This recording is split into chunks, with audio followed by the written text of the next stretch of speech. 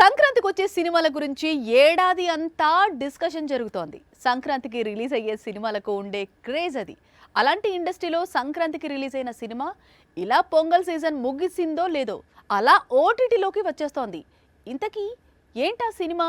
Sankranti season మరోసారి టాలీవుడ్ కు కాసుల వర్షాన్ని కురిపిస్తోంది. పండక్కి వచ్చిన గేమ్ చేంజర్, డాకు, సంక్రాంతికి వస్తున్నాం సినిమాలు ఫెస్టివల్ టైంలో బాగానే వసూళ్లను అందుకున్నాయి. ప్రస్తుతం బాక్సాఫీస్ దగ్గర వెంకీ సినిమా హంగామా నడుస్తోంది. ఈ చిత్రం 8 రోజుల్లోనే 220 కోట్లను రాబట్టింది. ప్రస్తుతం 300 కోట్ల వసూళ్ల వైపు పరుగులు తీస్తోంది. అయితే ఫెస్టివల్ ఫిలిమ్స్ లో డిసప్పాయింట్ చేసిన మూవీ మాత్రం గేమ్ చేంజర్. రిలీజ్ కు ముందు ఈ చిత్రంపై భారీ అంచనాలు కనిపించాయి.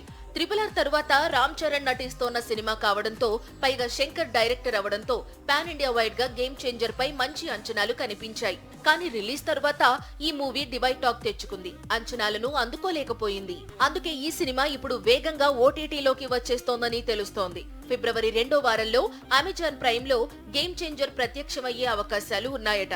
ఈ ఓటీటీ డీల్ ద్వారా దిల్ రాజుకు వచ్చిన నష్టాలు కూడా కొంత తగ్గాయని సమాచారం.